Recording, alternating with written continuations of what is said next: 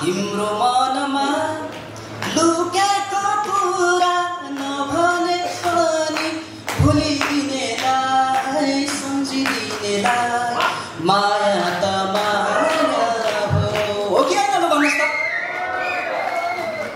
यत्रो काम गर्दाखेरि बेला बेला अहिले कस्तो कस्तो मन खिन्न भएर आउँछ। हामी चुनावको परिणामहरू हेर्छौँ, त्यति बेला मन दुखेर आउँछ। श्रद्धेय अध्यक्ष पवन चामलिङ साहबलाई झन् कस्तो हुँदो होला होइन? त्यति बेला मलाई अहिलेको एउटा गीत सम्झना आउँछ। तपाईँहरूले सुन्नु भएको छ कि छैन?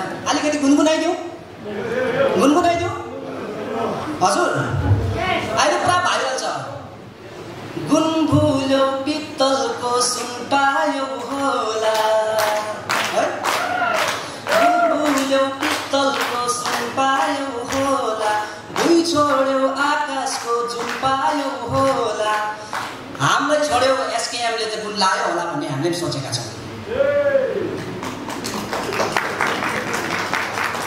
र फेरि सम्झिन्छु सिक्किमे जनताले त माया गरेको लु तपाईँहरू भन्नुहोस् त।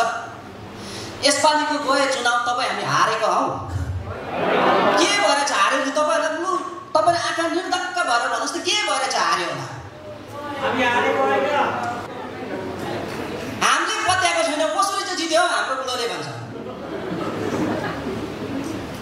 लु भन्नुहोस् त।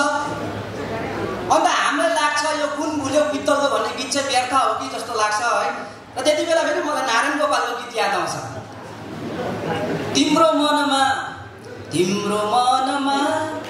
लुकेको कुरा नभने पनि भुलिदिनेलाई सम्झिदिनेलाई माया त माया हो कि होइन? भन्नुहोस् त।